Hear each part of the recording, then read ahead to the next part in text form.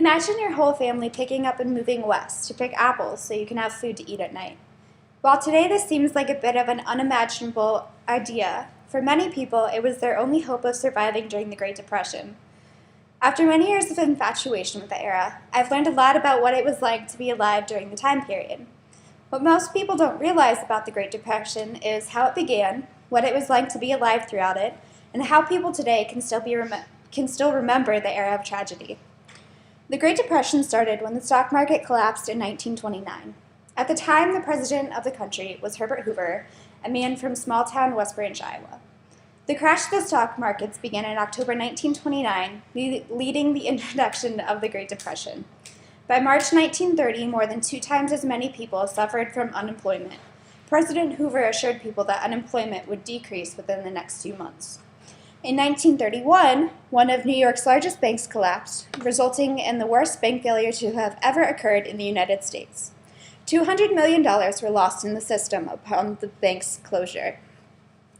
After the original impact of the Great Depression on the people of the United States, many people's lives drastically changed. During the Great Depression, people lost their homes and land. For some, this meant moving into Hoovervilles. Hoovervilles were made up of cars, tents, and small shacks that were built from whatever lumber and materials residents could find. Most structures were one-room buildings. Here is a picture of what the Hoovervilles looked like. And here is a picture of some of the children that were there with their families. Some people picked fruit to make money for food. Some places had shelter for the workers that they could stay in until there was no work left. They could also eat some of the fruit as long as they didn't take an abundance. Meals consisted of mostly potatoes and other vegetables. Goat meat was a rarity, and breads were frequently at meal times. While many don't know what it was actually like to live during the Great Depression, there are ways to experience what it was like for someone who was alive during the era. The Great Depression can best be remembered through different forms of literature. The Grapes of Wrath is a novel written by John Steinbeck close to the time the Great Depression strived.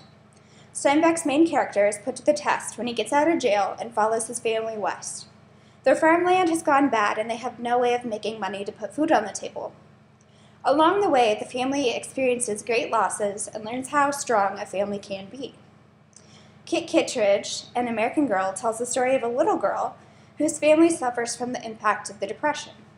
Her father must go away to find a job while her and her mother stay at home and do whatever necessary to keep the house and food on the table. Of Mice and Men is a novel about 2 men during the Great Depression who dream of owning their own ranch. They travel along California, working as ranch hands throughout the Great Depression. In conclusion, the Great Depression began in 1929. People had to drastically change their lives, and today, people can still feel what it was like to be in that era through literature. Hopefully, no one today has to truly feel what it was like to be alive during the Great Depression. What I find so interesting is Herbert Hoover, in August 1928, said no country in the world was closer to abolishing poverty than the United States. And then, of course, we had the Great Depression. Thank you.